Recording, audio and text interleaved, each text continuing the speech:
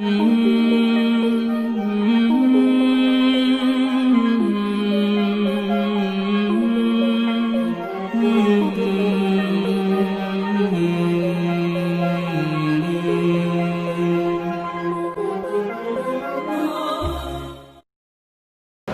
عرضنا الأمانة والسماوات والأرض والجبال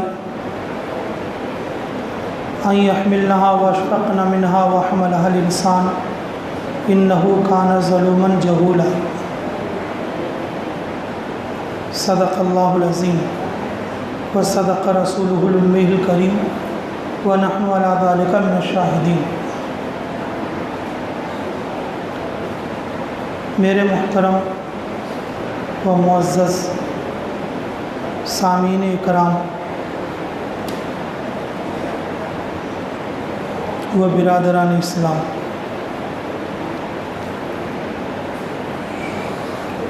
اللہ رب العزت کا فضل اور اس کا احسان اور اس کا کرم ہوا کہ اس نے ہم لوگوں کو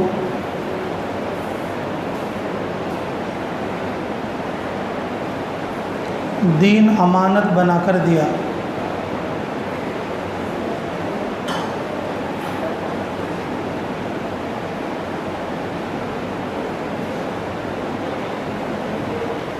امانت جو ہے پہنچانے کی چیز ہوتی ہے، امانت پہنچانے کی چیز ہوتی ہے۔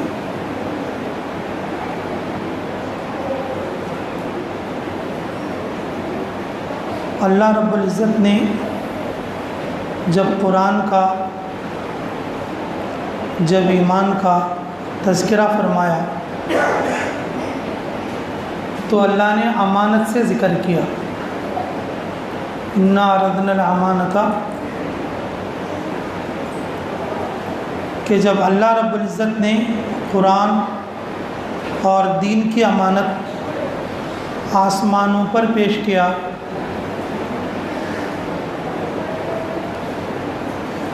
تو آسمانوں نے انکار کر دیا۔ والجبال، پہاڑوں پر پیش کیا تو پہاڑوں نے انکار کر دیا۔ زمین پر پیش کیا تو زمین نے بھی انکار کر دیا۔ لیکن اللہ رب العزت نے جب انسان پر پیش کیا تو انسان نے اس کو قبول کر لیا۔ خود اللہ تعالیٰ انسان کی تعریف فرماتے انہ کان ظلوما جہولا،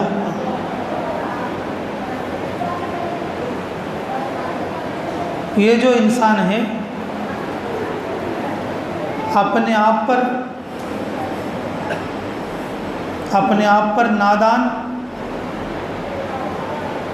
اور اپنے آپ پر ظلم کرنے والا ہے، بڑی چیز اٹھا کر۔ تو میرے عزیزو، یہ دین امانت کی شکل میں ہمارے پاس آیا۔ امانت اور پہنچانے کی چیز، امانت پہنچانے کی چیز ہوتی ہے۔ امانت اگر نہ پہنچائی گئی تو پھر خیانت کا عذاب ملے گا۔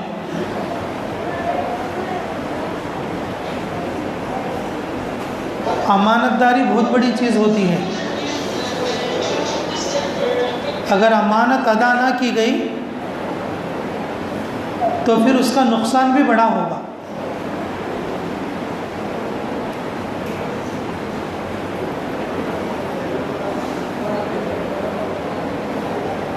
آسمانوں نے انکار کر دیا، فَأَبَيْنَ أَن يَحْمِلْنَهَا،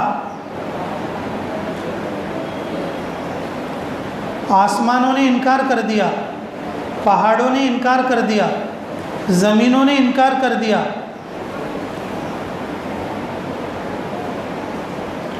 فَأَبَيْنَ أَن يَحْمِلْنَهَا، کہ انہوں نے اِنَّا عَرَضْنَا الْأَمَانَةَ عَلَى السَّمَاوَاتِ وَالْأَرْضِ وَالْجِبَالِ فَأَبَيْنَ أَن يَحْمِلْنَهَا وَأَشْفَقْنَ مِنْهَا وَحَمَلَهَا الْإِنسَانُ۔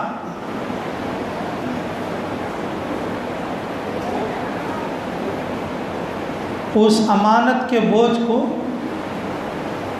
آسمانوں نے، زمینوں نے، پہاڑوں نے انکار کر دیا، لیکن انسان نے اس بوجھ کو اٹھا لیا، انسان نے اس بوجھ کو اٹھا لیا۔ اب دین انسانوں کے حق میں ہو گیا، قرآن انسانوں کے لیے ہے، حدیث انسانوں کے لیے ہے، احکامات انسانوں کے لیے ہے۔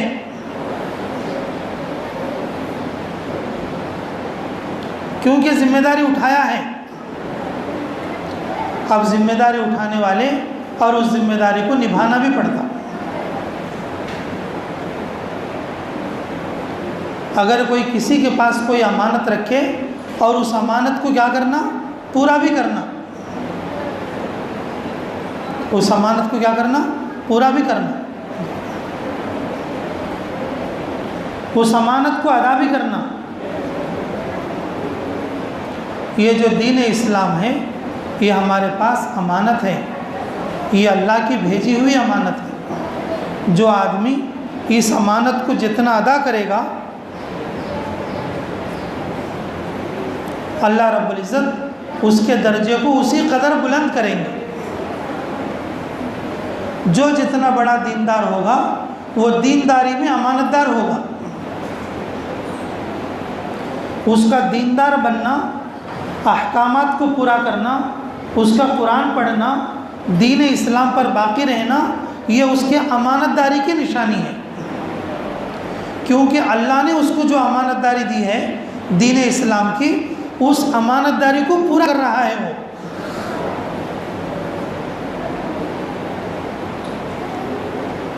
یہ امانت داری تو اللہ کی طرف سے ہے، لیکن میرے عزیزوں،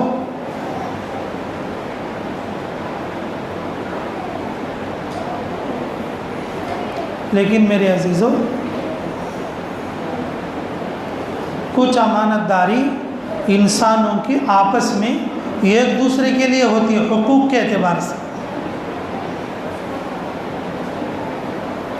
مزدور کام کرتے وقت میں کیا امانت داری پیش کرنا،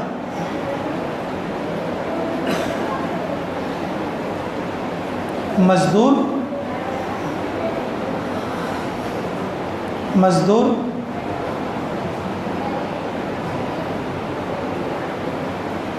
اپنے کام میں امانت دار ہونا، تاجر اپنی تجارت میں امانت دار ہونا، نوکری کرنے والا اپنی نوکری میں امانت دار ہونا، اولاد ماں باپ کے حق میں امانت دار ہونا، ماں باپ اپنے اولاد کے سلسلے میں امانت دار ہونا، مزدور اپنے مالک کے سلسلے میں امانت دار ہونا۔ یہ ایک امانت داری اللہ کی ہے، اور یہ ایک امانت داری آپس میں بندوں کے حقوق میں ہے، آپس میں بندوں کے حقوق میں ہے۔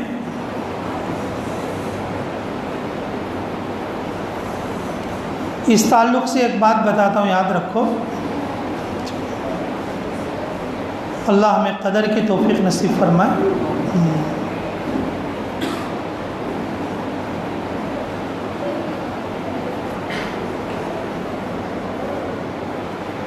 مبارک نام کے ایک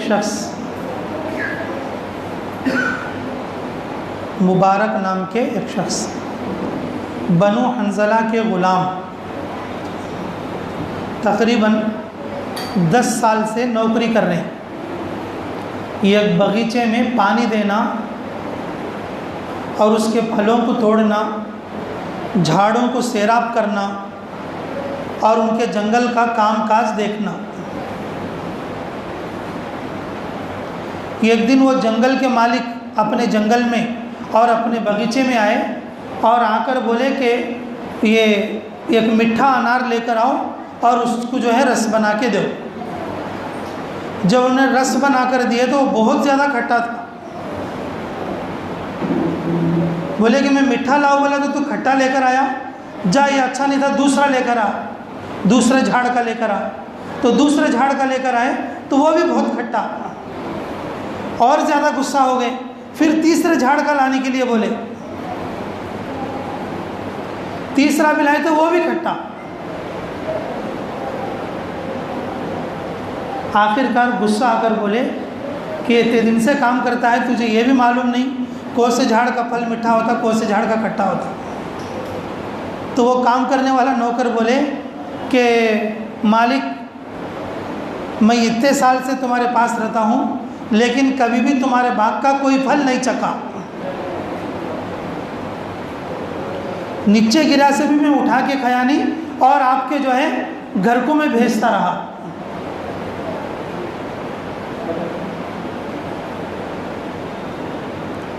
اس غلام کی اس نیکی سے اور اس بات سے اس کا مالک بہت متاثر ہوا،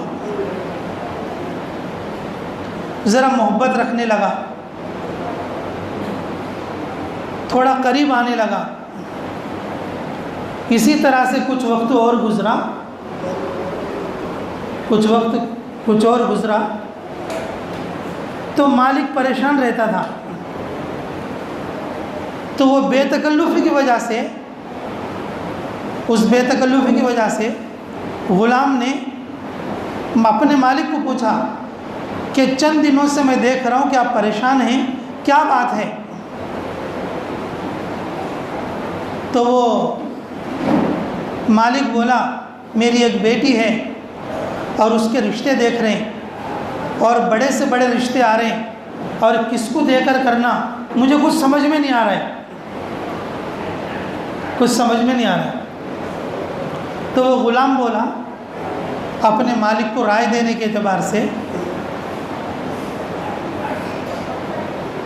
ہمارے نبی محمد صلی اللہ علیہ وسلم کے زمانے سے قریب زمانہ وہ ساری باتوں کو جاننے والا زمانہ، تابعین کا زمانہ۔ تو اس غلام نے کہا آقا، زمانہ جاہلیت میں لوگ شادی کرنے کے لیے حسب نسب اور خاندان دیکھتے تھے، جب دین اسلام آیا تو اس کو ختم کر دیا گیا، کون سے خاندان والا اور کون سے خاندان میں بھی شادی کر سکتا۔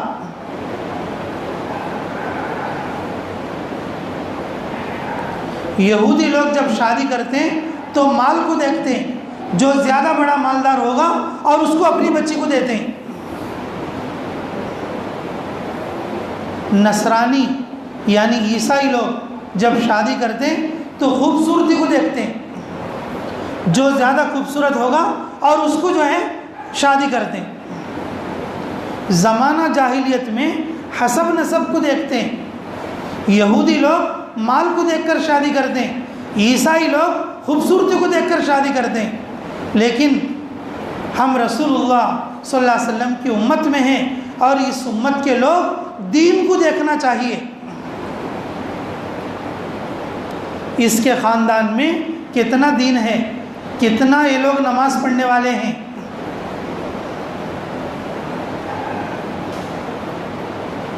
بچے کا باپ نمازی ہے نہیں، بچے کی ماں نمازی ہے نہیں، بچہ خود نماز پڑھتا ہے کہ نہیں؟ دین دیکھنا یہ امانت داری ہے، یہ امانت داری اللہ کی امانت داری ہے۔ جو اللہ کی امانت داری کو پورا کرے گا اور وہ بندوں کی امانت داری کو بھی پورا کرے گا۔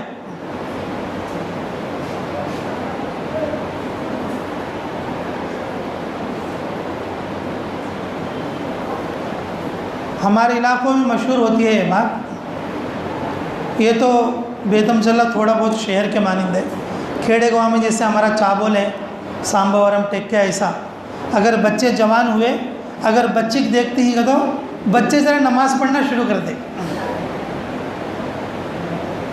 بچے کیا کرتے؟ اور بچے کو دیکھتے ہی کہاں تو رشتے چلتے ہی بولے تو وہ بچے کیا کرتے؟ نماز پڑھنا شروع کرتے، اور وہ تک گھاٹی ہو جاتے میں پھر مسجد کو السلام علیکم۔